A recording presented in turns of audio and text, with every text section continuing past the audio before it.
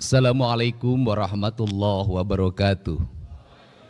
Sampurasun. Yang saya hormati, saya muliakan dan saya banggakan, bahkan saya katakan sebagai tauladan birokrat Sunda, Gubernur Jawa Barat yang ke-17, Bapak Bay Mahmudin. Saya memberikan ucapan spesial pada pagi hari ini karena dia sebagai PJ betul-betul memposisikan sebagai PJ. Mengatur ritme birokrasi, menata keuangan, kemudian mengantarkan pemimpin baru dengan penuh sukacita dan penuh rasa bahagia. Dan ini pelajaran penting. Di saat orang hari ini krisis terhadap kejujuran, maka saya berani berkata, Pak Bay adalah sosok pejabat yang sangat jujur. Bukan hanya jujur keuangan, dia juga jujur pada istrinya.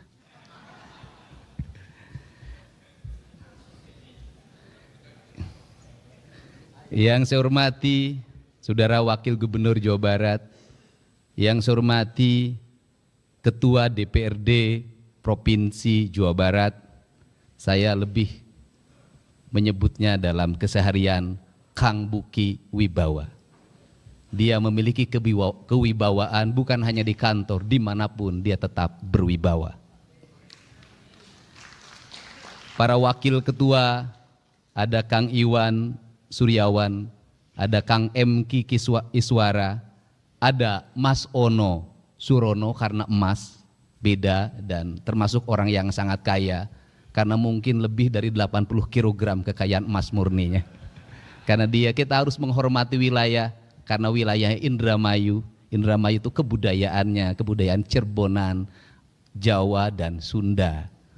Kemudian ada Kang Acep Jamaludin, kalau ini murni orang Sunda kelihatan. Yang saya hormati Bapak Pangdam 3 Siliwangi, asli orang Sunda. Yang saya hormati Bapak Kapolda Jabar, asli juga orang Tasik. Kemudian yang mewakili Kepala Kejaksaan Tinggi Jawa Barat, kemudian Ketua Pengadilan Tinggi Jawa Barat, kemudian juga yang mewakili Kapolda Metro Jaya. Saya ucapkan terima kasih karena wilayah kita termasuk di dalamnya ada Kota Bekasi, Kabupaten Bekasi dan Kota Depok. Itu adalah wilayahnya Polda Metro Jaya. Yang saya hormati Sekretaris Daerah dan seluruh perangkat pemerintah daerah Provinsi Jawa Barat. Yang saya banggakan kawan-kawan saya, para ketua komisi, wakil ketua komisi, para anggota komisi, para ketua Banggar, wakil ketua Banggar, para ketua badan musyawarah, wakil ketua badan musyawarah, mudah-mudahan istilahnya belum berubah karena saya pernah menjadi anggota DPRD Kabupaten Purwakarta, ketua komisi E, pernah menjadi wakil ketua komisi 4 DPR RI bareng dengan Pak Ono Surono, dan dulu direncanakan mau satu pasangan, ternyata nasib yang mengatakan berbeda. Tetapi saya tahu Pak Ono masih sangat mencintai saya hari ini. Bisa terbukti dari postingan-postingan di media sosialnya. Saya bicara ijazah, Pak Ono bicara ijazah. Yang mungkin tidak akan pernah diikuti adalah saya cari istri, tidak mungkin Pak Ono cari istri. Para tamu undangan, hadirin yang berbahagia, hari ini juga yang berbahagia bukan hanya Gubernur Jawa Barat, tetapi juga para bupati dan wali kota.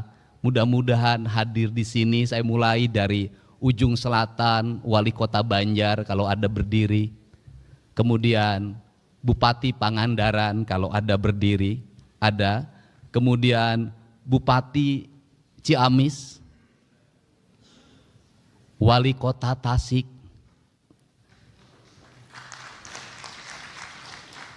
Bupati Kuningan, Bupati Cirebon, Wali Kota Cirebon, Bupati Indramayu, Bupati Majalengka, Bupati Sumedang, Bupati Subang. Nah ini Bupati Subang mantan juga, anggota DPRD dulu termuda, sekarang Bupati termuda, tapi sudah bersumpah tadi malam dengan saya tidak akan punya istri muda. Bupati Purwakarta, Bupati Karawang, Bupati Bekasi, Wali Kota Bekasi, Wali Kota Depok, Bupati Bogor, Wali Kota Bogor, Wali Kota Sukabumi, Bupati Sukabumi, Bupati Cianjur, Bupati Bandung Barat, Bupati Kabupaten Bandung, Wali Kota Cimahi, Wali Kota Bandung. Ada yang terlewat? Sudah? Oh iya, kalau Garut memang sengaja dilewat. Karena kalau itu harus paling belakangan menyebutnya. Yang paling utama Bupati Garut itu agak spesial. Bukan hanya Bupati Garut yang hadir, tetapi wakil bupatinya juga hadir. Saya kurang mengerti kenapa wakil bupatinya juga hadir. Tepuk tangan.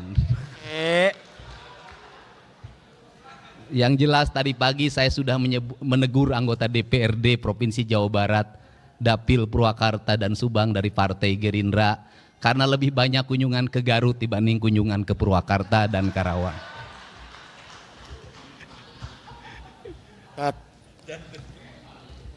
Bapak dan Ibu yang saya hormati, bahwa ritual pemilihan gubernur bukan hanya sekedar seremoni demokrasi yang menghabiskan anggaran triliunan dalam setiap tahun. Tetapi yang lebih esensi dari itu adalah membangun komitmen bersama bahwa bangsa ini bisa membuka ruang demokrasi yang terbuka, dipilih oleh seluruh rakyatnya yang memenuhi batasan usia undang-undang, dan Jawa Barat adalah tingkat pemilih tertinggi di Indonesia. Dalam tingkat pemilih tertinggi di Indonesia itu, kita mampu menyelenggarakan demokrasi dengan baik. Demokrasi yang mengedepankan semangat silih asa, silih asuh dan silih asi. Itu dibuktikan dengan tidak adanya gugatan di Mahkamah Konstitusi. Untuk itu saya mengucapkan terima kasih kepada pasangan calon gubernur Jawa Barat. Yang pertama pasangan Kiai Haji Adang, pasangan Pak Ahmad Saihu, dan pasangan Pak JJ. Yang telah membuka ruang demokrasi dengan kebersihan hatinya. Demokrasi bisa berjalan dengan baik dan memberikan ketauladanan bagi kita semua. Dan paling penting adalah demokrasi harus melahirkan kesejahteraan publik. Kesejahteraan publik itu tercantum dalam logonya pemerintah Provinsi Jawa Barat. Gemah ripah, repeh rapi. Gemah ripah repeh rapi adalah kemanunggalan prinsip-prinsip dasar kehidupan yang dalam ajaran Sunda ada tujuan utama dalam hidup, yaitu mewujudkan manusia Pancawaluya. Manusia Pancawaluya adalah manusia yang cager, manusia yang bager, manusia yang benar, manusia yang pinter, dan manusia yang singer. Pancawaluya mengajarkan bagaimana pembangunan harus disusun berdasarkan sistematika kerangka dasar sebagai tahapan yang disebut dengan gerbang Pancaniti.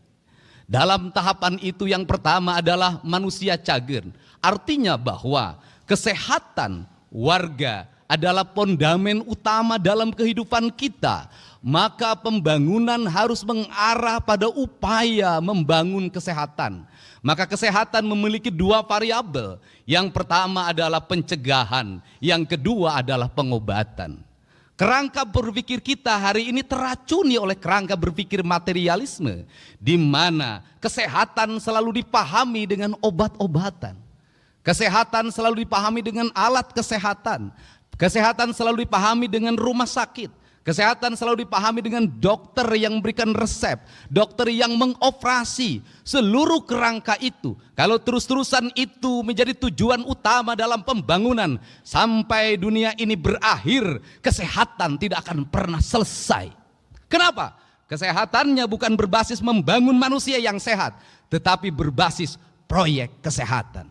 Berbasis bisnis kesehatan. Kalau kesehatan sudah menjadi proyek kesehatan dan bisnis kesehatan, maka Pancasila yang kita agung-agungkan sudah terdegradasi dalam materialisme, di mana manusia boleh mengeksploitasi orang lain demi kapitalisasi yang dimilikinya, di mana manusia boleh memiskinkan orang lain demi perusahaannya mendapat keuntungan. Kalau kita konsisten pada konsep Pancasila, pada konsep silih asa, silih asi, silih asuh, maka kesehatan bukan hanya pengobatan, tapi kesehatan membangun manusia yang sehat, dimulai dari pola hidup yang sehat.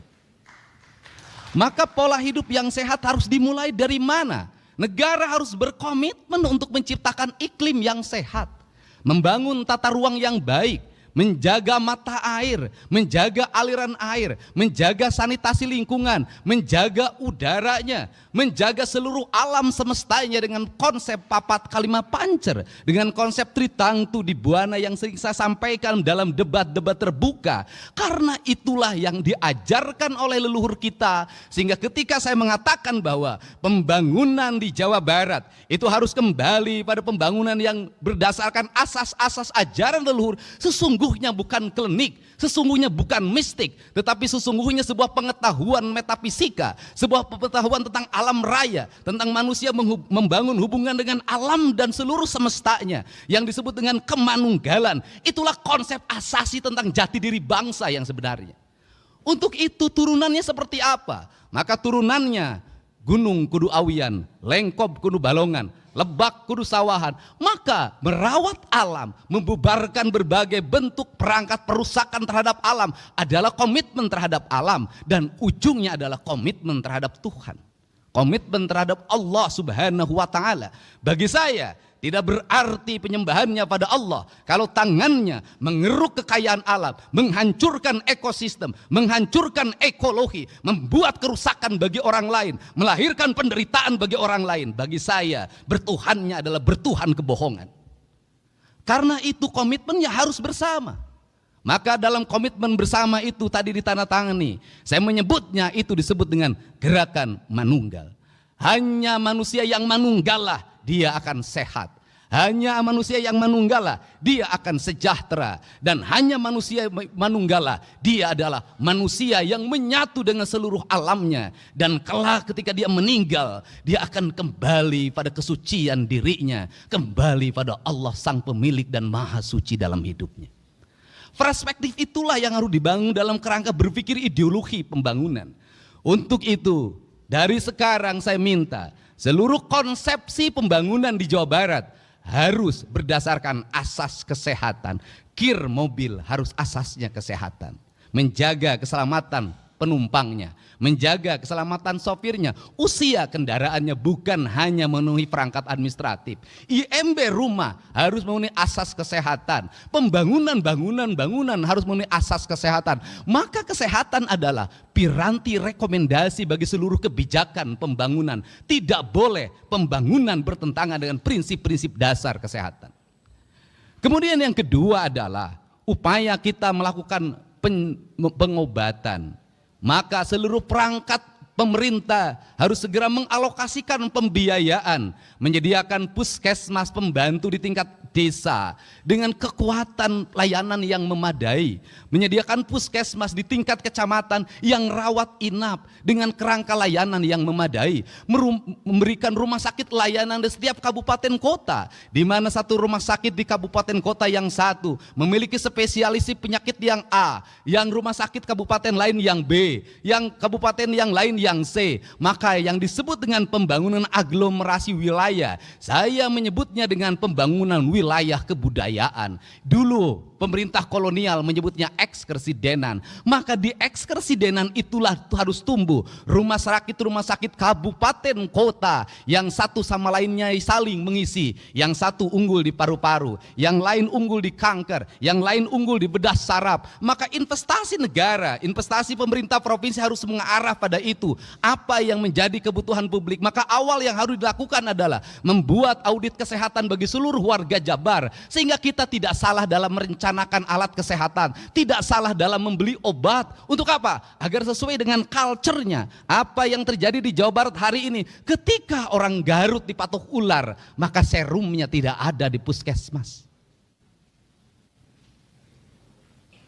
Untuk itu harus diidentifikasi secara ekologi. Di desa ini ular apa? Kalau mematuk petani, mematuk nelayan, mematuk buruh tani, maka kita harus sudah siap. Maka di desanya sudah ada serum bisa anti ular.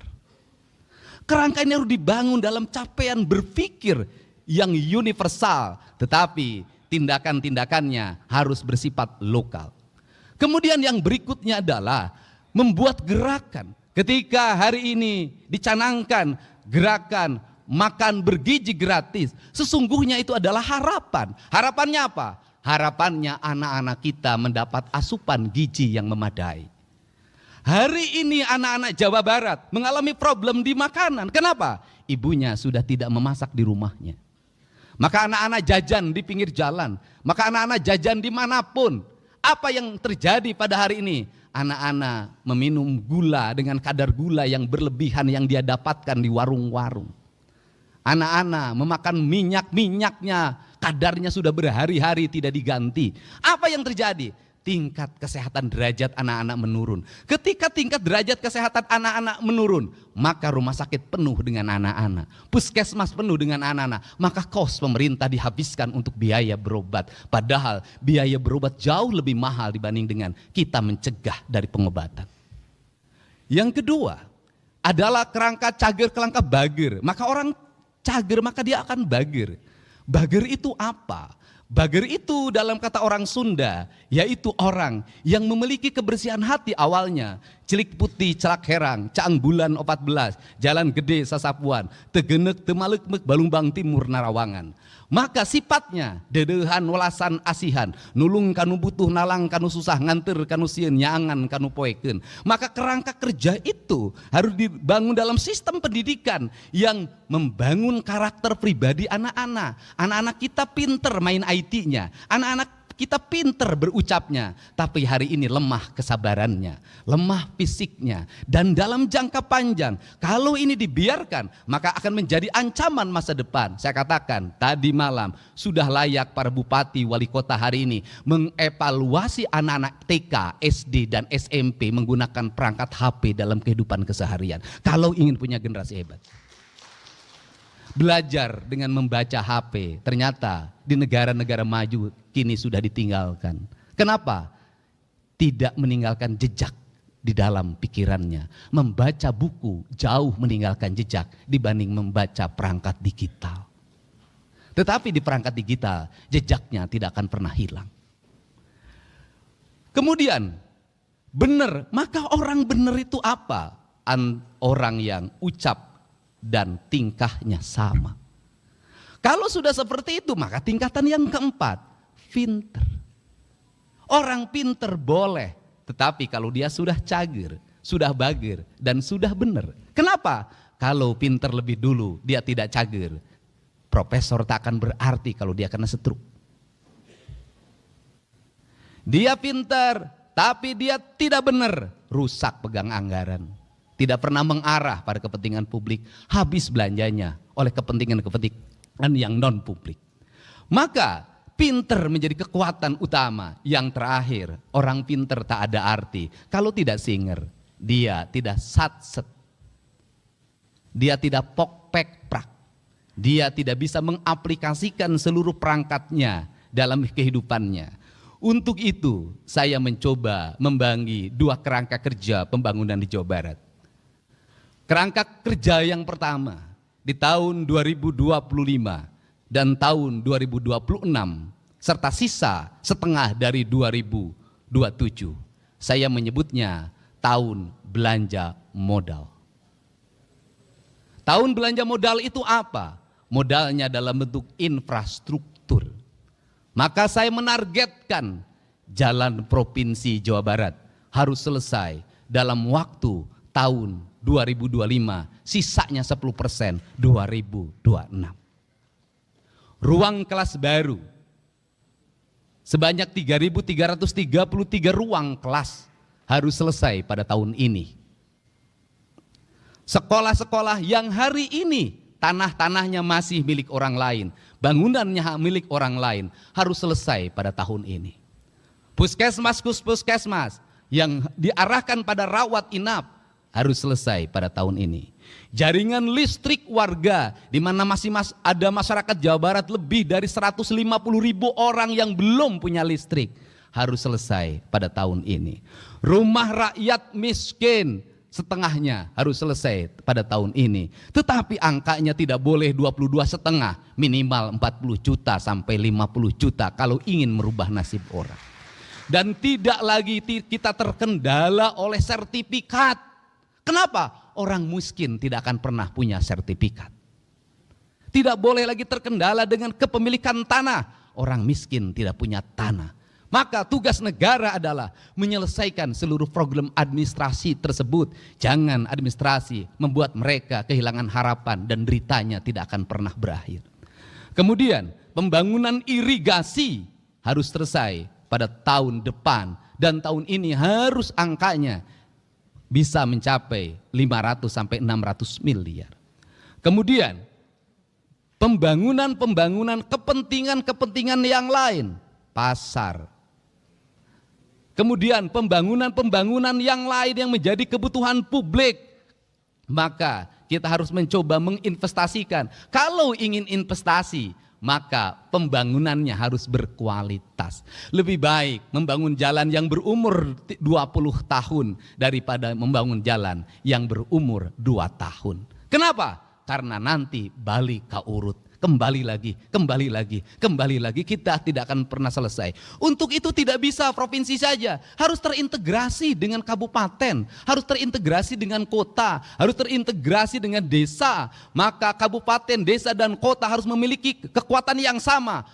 Problematika rakyat kita selesaikan bersama. Anggaran desa harus terarah pada infrastruktur, anggaran kabupaten kota harus terarah pada infrastruktur, anggaran provinsi harus terarah pada infrastruktur. Maka seluruhnya menjadi gerakan bersama, gerakan manunggal Jawa Barat. Karena ini juga akan bisa menyelesaikan, termasuk menyelesaikan problem sampah. Orang Bandung bingung harus kemana membuang sampah.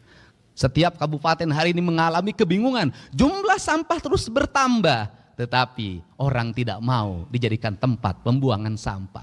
Maka solusinya bisa solusi pemilahan, bisa solusi PLTS, bisa solusi yang lainnya. Seluruh solusi itu tidak boleh hanya menjadi DED, tidak boleh hanya menjadi kajian, tetapi harus segera menjadi eksekusi kenyataan-kenyataan yang lebih nyata. Maka saya mentargetkan ke depan di setiap kantor gubernur wilayah harus ada minimal 1 pembangkit listrik tenaga sampah. Ini jangka 2 sampai 3 tahun. Maka kita harus melanjut pada kedua negara, nggak boleh kalah sama Tiongkok.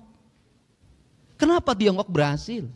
BUMN-nya berhasil membangun infrastruktur, negaranya menggerakkan investasi, membiayai.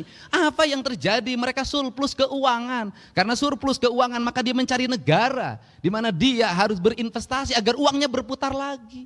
Provinsi Jawa Barat tidak boleh terus-terusan dalam setiap tahun membuang uang seolah-olah uang itu tiap tahun ada dan tugasnya menyerap. Menyerap bukan hanya angka yang diserap, bukan itu. Output, outcome, benefit yang harus dirasakan oleh publik. Gak boleh begitu lagi. Karena itu di 2026, 2027, 2028, 2029 kalau infrastruktur sudah selesai, kalau kewajiban-kewajiban pemerintah provinsi sudah selesai, uangnya memiliki kecukupan, maka kita harus mulai berinvestasi fiskal. Investasinya tidak boleh lagi dalam BUMD yang kemudian BUMD itu menahan dividennya dan dikatakan rugi terus dalam setiap tahun. Saya tidak mau menjadikan badan usaha milik daerah menjadi tempat menyimpannya tim sukses. Tidak akan ada di pemerintahan saya. Kenapa? Kalau negeri ini dibagi pada tim sukses, maka negeri ini tidak akan pernah berakhir. Tahun ini, tahun depan lagi ini, kapan kita ini? Dan negeri menjadi negeri balas dendam. Tetapi BUMD saya akan lakukan apa? Audit investigatif. Agar apa? Agar bisa ditemukan bekerjanya baik, kredibel, punya untung atau buntung terus. Kalau buntung terus, ngapain? Gaji pengangguran, ngabisin duit APBD, tutup. Kita arahkan apa? Investasi pada BPR yang sehat di kabupaten, kota, dan kecamatan yang sehat. Agar apa? Agar uang provinsi bisa diserap oleh masyarakat yang jujur. Kita tingkatkan lagi investasi di Bank Jabar walaupun sudah terbuka. Dan Bank Jabar harus mengalami efisiensi. Efisiensi apa? Struktur jabatannya jangan terlalu banyak. Jumlahnya sedikitkan. Untuk apa? Karena Bank Jabar itu nggak usah pakai struktur banyak juga sudah untung.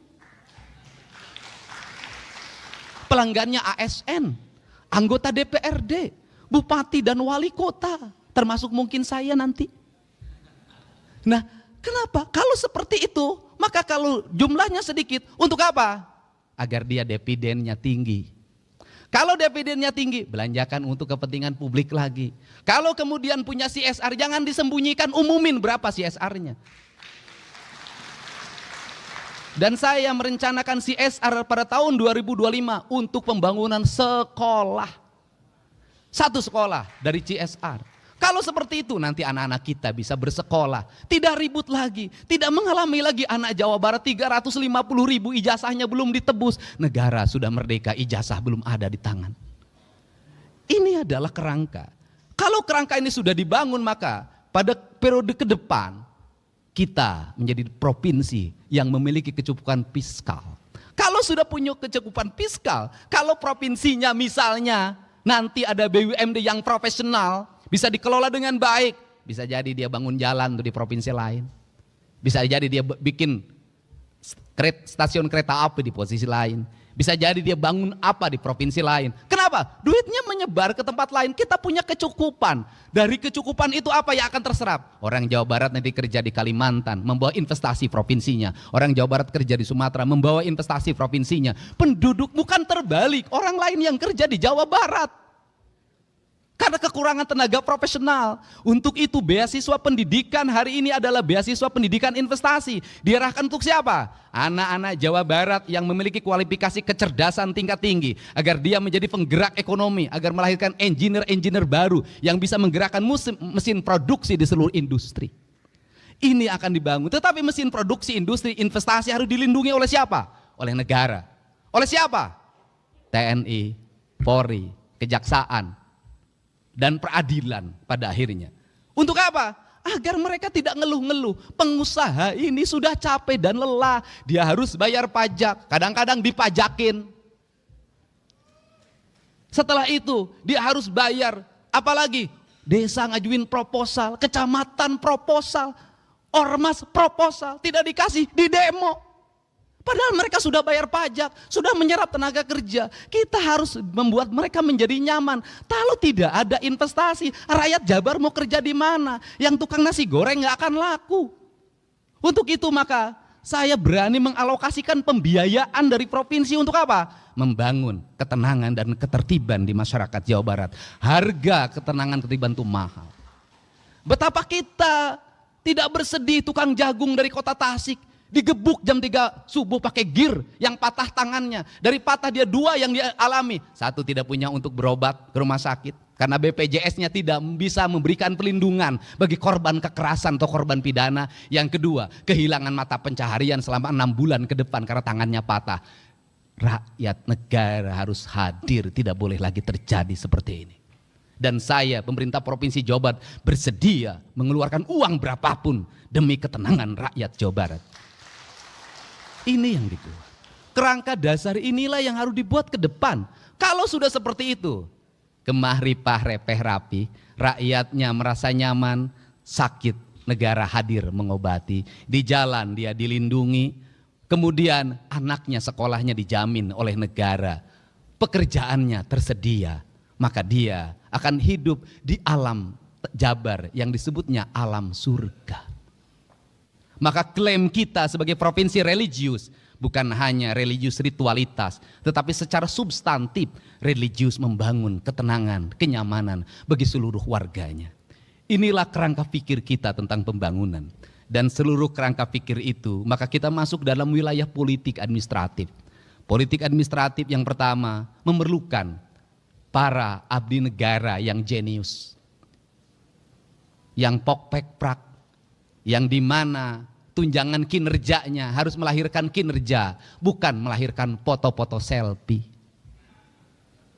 Tunjangan kinerjanya harus betul-betul melahirkan produk, output, dan outcome. Tidak punya hanya sekedar aksesoris sebagai abdi negara yang berbasis digital. Yang kedua, saya pun memerlukan kerjasama dengan jajaran TNI, Polri, Kejaksaan, dan Pengadilan. Kita juga memerlukan kerjasama dengan seluruh tokoh masyarakat, tokoh ulama. Kita juga memerlukan kerjasama dengan mitra pemerintah Provinsi Jawa Barat, DPRD Provinsi Jawa Barat.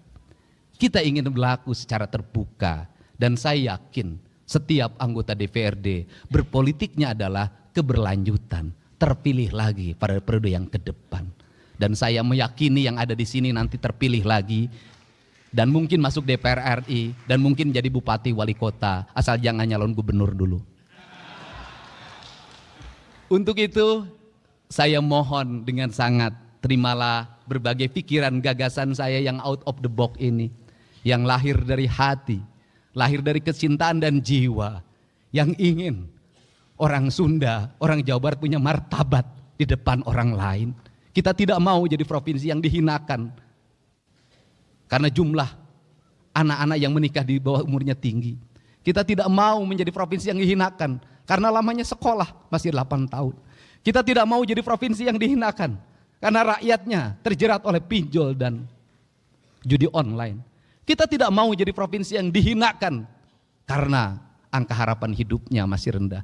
Kita tidak mau jadi provinsi yang dihinakan karena angka kematian ibu dan anak karena melahirkan juga masih tinggi. Kita ingin jadi provinsi yang dibanggakan, menjadi provinsi yang memberikan contoh pada seluruh provinsi lain bahwa anggaran negara kalau dikelola dengan baik akan melahirkan kesejahteraan bagi masyarakatnya.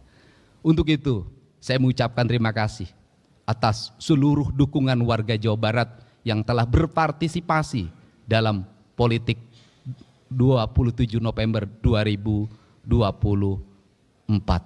Bagi saya tidak ada partai pendukung, tidak ada partai pengusung, tidak ada partai lawan politik. Semua partai adalah sahabat saya yang memiliki cita-cita yang luhur.